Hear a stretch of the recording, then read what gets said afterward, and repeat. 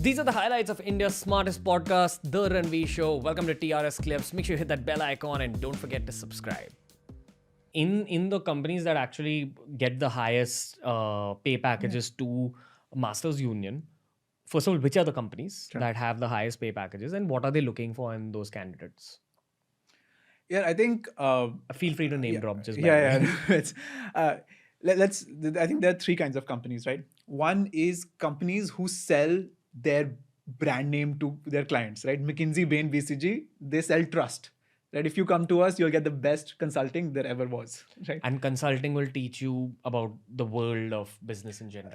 Yeah. So I mean, this is for their clients, right? So for example, McKinsey wants to get, let's say, Reliance as a client, and so Reliance will like McKinsey ko hire kar lo, unko sab pata hai. Could you give the listeners some context on what consultancy firms do? Oh, sure, of course. So basically, what happens is that we have these firms called consulting firms that work for large businesses like Reliance, like Aditya Birla, like Airtel, etc., and they help them basically either earn more money or reduce their costs, right? So they can make more profit. And these consulting firms are able to give an outside perspective to these companies, right? These companies know their business well, but sometimes an outside perspectives makes them rethink their fundamentals, right? So that's why they hire very expensive firms like like McKinsey, Bain, BCG, PwC. You would have heard all of these names, Accenture, to come in and basically help them improve their efficiencies. So I have a lot of friends who worked in I'm these sure. firms, and they're some of my most intelligent friends, just by the Right. way. Many kind of, graduates from these firms, as in they've spent their time as consultants, Yeah. they become entrepreneurs eventually. Correct. Like, because they've just got such a wide understanding of business. Different businesses. Yeah. They basically, it's kind of like a higher education you do, but practically it's your hospital analogy. Exactly. Which gives them input into, maybe these businesses will work out if I try Correct. them. In fact, one of my friends tells me who's working in Bain, he's like, this is like the true MBA. Yeah. This is the true MBA. I'm working with real people, real data, real problems.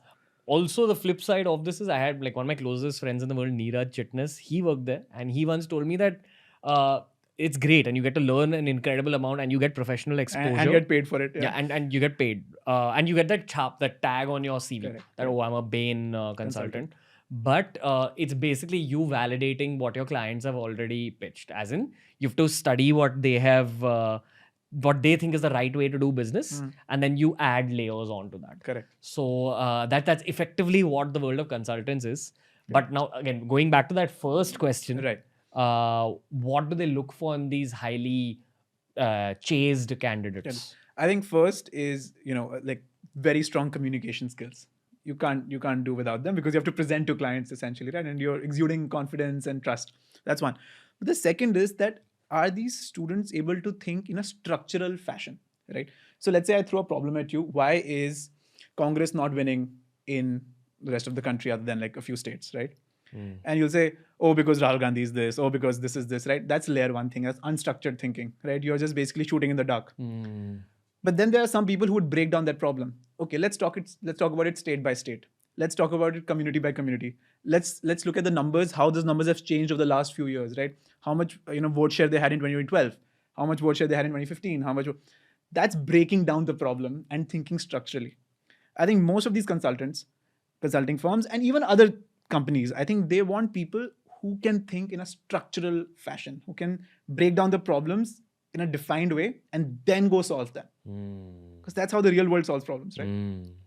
So I think the first thing that we teach at Masters Union, I think what a lot of other business schools try to teach, is a sense of structured thinking, right? So communication, structured thinking, and I think finally is a deep sense of curiosity / ambition, right? Where I want to okay, now I have this problem that I can think structurally about.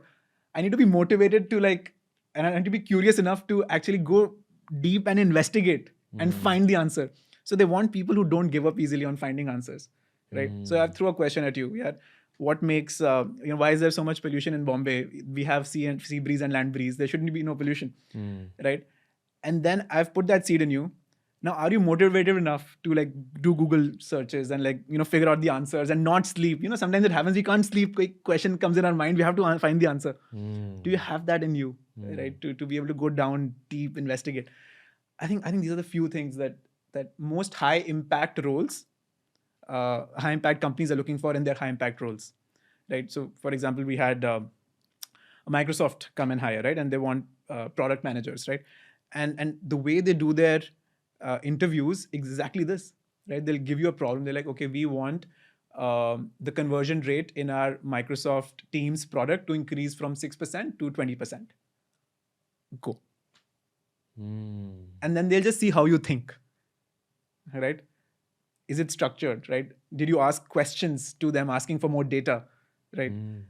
All of those things are basically, that's what MBA teaches you, structured thinking, I think. So there's a lot of kids watching this till this point, placing themselves in those job interviews and asking you what is the X factor required beyond what you've already said.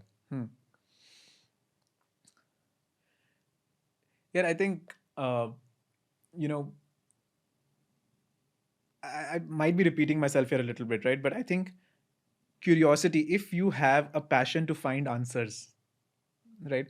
If you just don't give up easily on questions, right?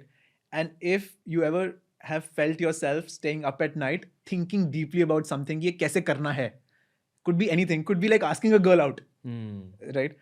And you'll get rejected, but you ask again, get rejected, but you ask again. But every time you ask, you learn something from your past experience and grow, right? You don't give up easily. I think if you have that X factor, ki karna hai, like giving up is not an option. Like no is not an option, right? Till the time you're completely like, okay, fine, now it's like, I think if you have that, then all these other things will just come naturally, right? Because if you feel like, okay, I'll give you an example. Last year when we started the college, we told ourselves we have to beat IIM Ahmedabad and ISB. We just told ourselves, the entire team, there was very, very clear goal that I gave to the team that we have to beat it. Now let's figure out a way to do it, right? And everyone had full clarity of thought. So now here we are, 30 very intelligent people, have a shared common goal, and they're going at it, right? And as like, we're not gonna give up. So first, obviously, everyone was like, when you went to these companies and we said, hey, you should come recruit from Masters Union, they're like, who the hell are you? We are going to these colleges and we are very happy, right? And then we had to like give them, no, you should still come. Why this is this? They still said no. Then we're like, okay, why don't you just take some interns? They're like, still no. They're like, why don't you take some freelancers? Our students, just take them as freelancers. Just see how they are. They're like, no. I was like, at least can you come for dinner? Just come for dinner. Just talk to the students. That's all I'm asking you. Maybe you'll be impressed, right? So that one person opened up the doors like, okay, fine, I'll come. I'll address the students for like 30 minutes. He comes. He was very impressed by some of the questions that students asked. And we had prepped the students properly, just ask good questions. And he's like, okay, fine, I'll interview one kid. I'll give it to you. Like, daya kar diya unhone वहाँ पे, right? But that kid did well, right? And we had worked very hard on that kid. And then from there, sort of, you fight every challenge like one after the other. But we never just gave up, right? So if you have this like sense of clarity of goal and this hunger that I have to get to that goal, I think that's enough. All the problems will solve themselves. That's the play in edtech, like in terms of every business and every industry has its play. Can you do this? For example, in the agency business, it's speed. Can you deliver fast and good quality fast? Everyone delivers good quality. Can you do it faster than the rest?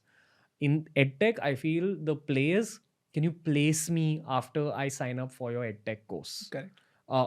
In education in general. In education in general. Will you give outcomes, me a good outcomes? What's your outcome of this education? Correct.